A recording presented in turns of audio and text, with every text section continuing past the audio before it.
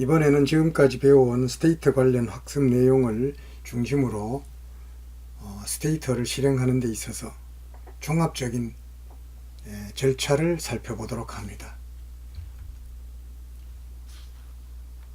살펴보는 순서는 우측 도표에 있는 여기에 나오는 이런 내용들을 순차적으로 실행해 보는 방법이 되겠습니다. 독자 여러분들은 반드시 이 순서대로 수차례에 걸쳐서 연습을 한 다음에 스테이터 윈도우의 변화, 또 이 윈도우를 활용하는 방법에 대해서 익숙해지기를 바랍니다. 앞으로 여기에서 배운 이러한 활용 방법을 이용을 해서 계량경제학 방법론의 본격적인 스테이터 활용법에 대해서 살펴보게 될 것입니다. 따라서 반드시 이번 사례는 여러 차례에 걸쳐서 순서대로 여러 차례에 걸쳐서 복습을 한 다음에 익숙해지는 것이 아주 필요합니다. 자, 순서대로 한번 살펴보도록 합니다. 이미 살펴본 내용이지만은 스테이터를 처음 실행하게 되면은 무조건 자기가 작업하는 공간을 지정을 해 주어야 됩니다.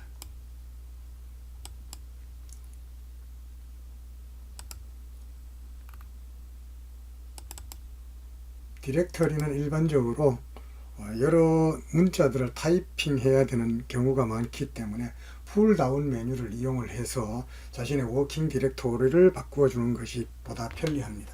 이렇게 워킹 디렉토리를 바꾸게 되면은 좌측 하단부에 현재의 자기 자신의 워킹 디렉토리가 어디인지를 보여주고 있습니다. 자, 그 다음에는 우리 지난번에 했던 시스템 내에 있는 데이터, 오토라는 데이터셋을 불러옵니다. 지난번에는 풀다운 메뉴를 이용해서 불러왔습니다만 이번에는 간단하게 커맨드 라인 윈도우에 sysUseAuto라는 명령어를 실행을 해봅니다. 이렇게 실행을 하게 되면은 이 데이터셋이 불려 들어오고 이 데이터셋의 변수명이 보여지고 방금 내린 명령어들이 리뷰 윈도우에 순서대로 기록되는 것을 확인을 할 수가 있습니다. 그리고 이런 데이터셋이 읽혀 들어왔기 때문에 여러분들이 만약에 데이터 에디터 윈도우를 확인을 한다면은 데이터가 이렇게 읽혀 들어온 것을 볼 수가 있습니다. 자, 그 다음에는 간단한 요약 통계를 계산을 해봅니다. 요약 통계는 summarize라는 명령어를 이용을 합니다.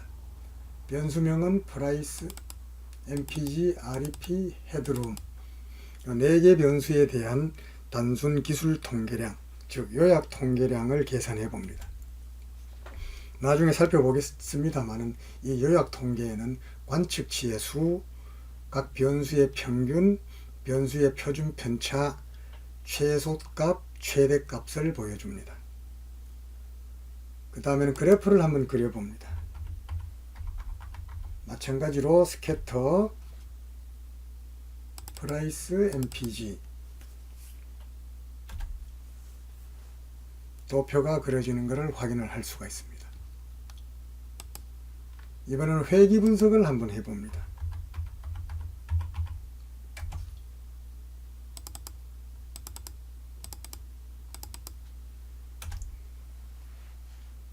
회귀 분석 결과가 출력이 되었습니다. 자, 여기까지는 지난번 우리 스테이터 무조건 따라하기에서 살펴본 내용과 동일합니다. 그럼 이번에는 자, 이 리절트 윈도우에 출력된 이 결과물을 복사를 해서 컨트롤 C 아래 한글로 가져갈 수도 있고 MS 워드로 가져갈 수도 있고 파워포인트로 가져갈 수도 있습니다.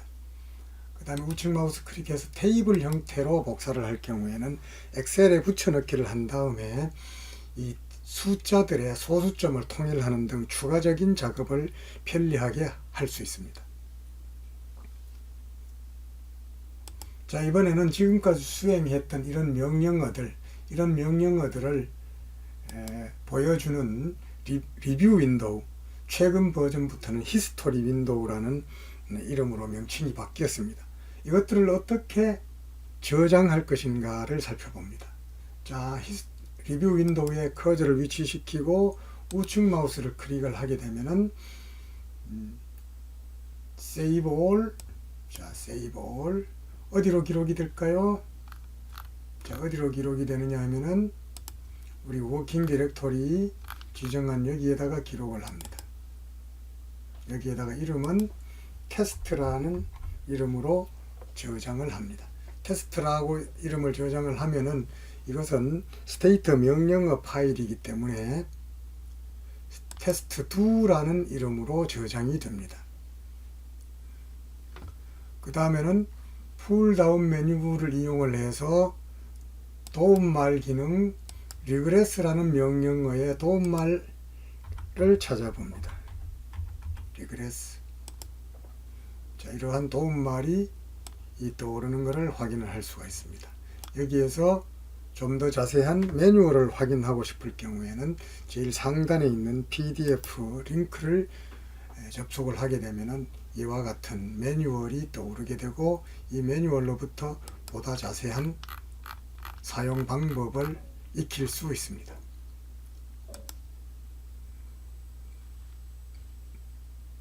그 다음에는 지금까지 작업한 이 데이터셋의 데이터들이 이 컴퓨터 메모리에 기록이 되어 있는데 이것들을 지워버리는 명령어를 이용해 봅니다. 클리어. 그렇게 되면은 이제 머릿속에 읽혀 들어왔던 오토라는 데이터셋이 사라졌습니다.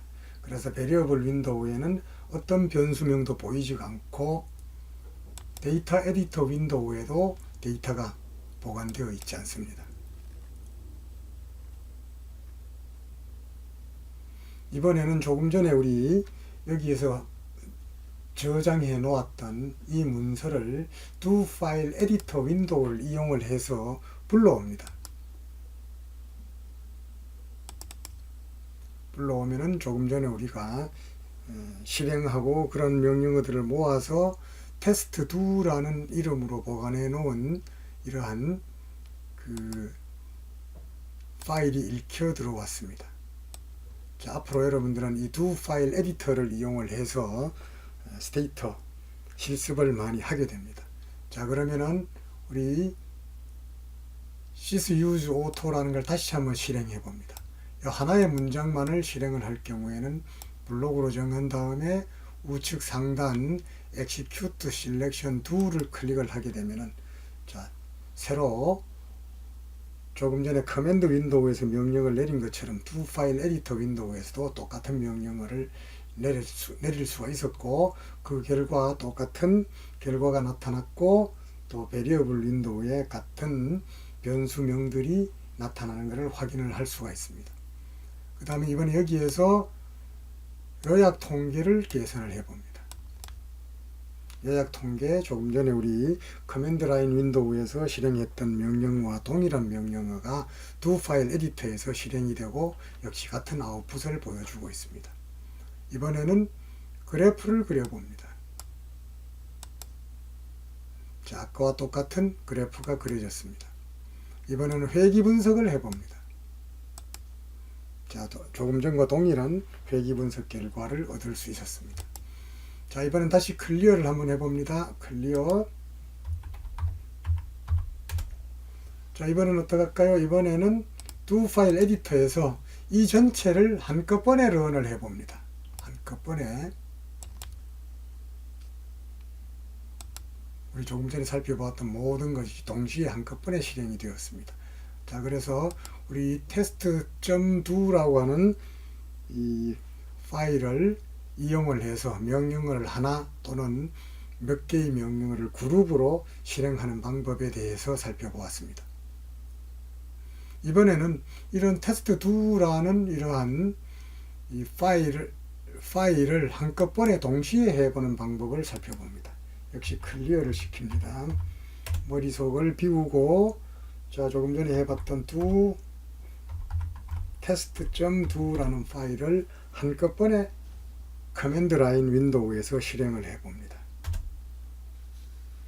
자, 아까와 동일한 결과가 출력되는 것을 확인을 할 수가 있었습니다.